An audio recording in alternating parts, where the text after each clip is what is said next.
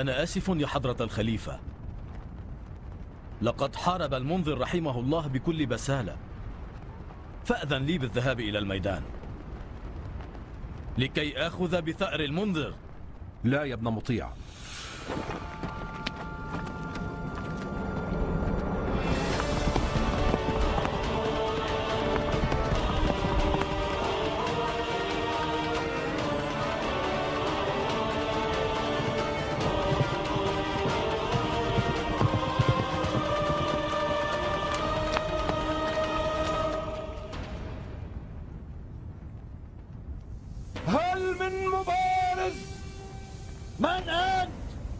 ولماذا أنت متنكر؟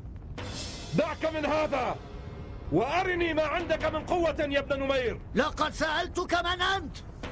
في ميدان النزال والحرب السيف فقط هو الذي ينطق عن اسم صاحبه. هيا فليخرج إلي أقوى رجالكم لأريكم جميعا من أنا.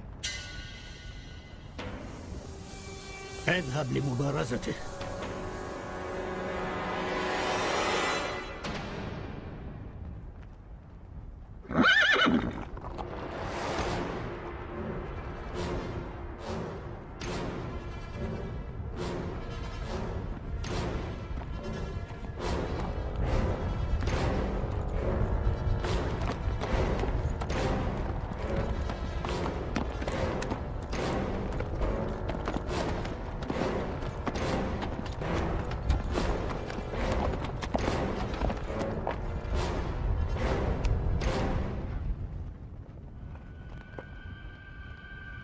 إن اسمي حطب ومشهور بفارس يليل الشام.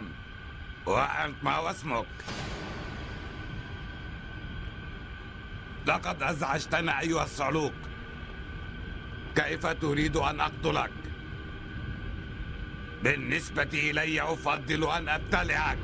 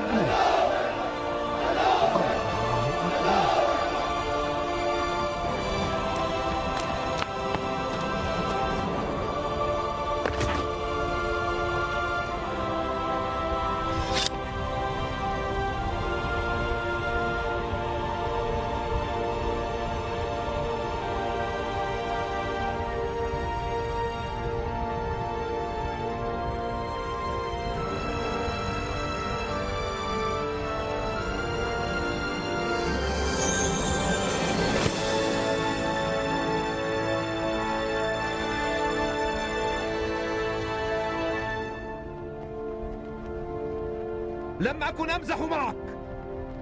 أردت منك أن يبرز إلي ما عندك من زبدة مقاتليك، أم أن كل رجال جيشك مثل هذا البو المنفوخ. يا مختار، أهذا أنت؟ قل لي بماذا بعت شرفك؟ بالحكم على العراق؟ آل الزبير مخادعون لن يوفوا بعهودهم. تعال إلينا، أعاهدك بشرفي أن أتوسط لك عند الخليفة يزيد لكي يسلم لك الحكم على العراق.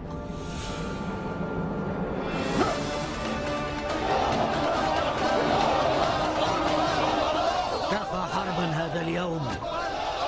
اقرعوا طبول وقف الحرب واحملوا الجنازتين من الميدان.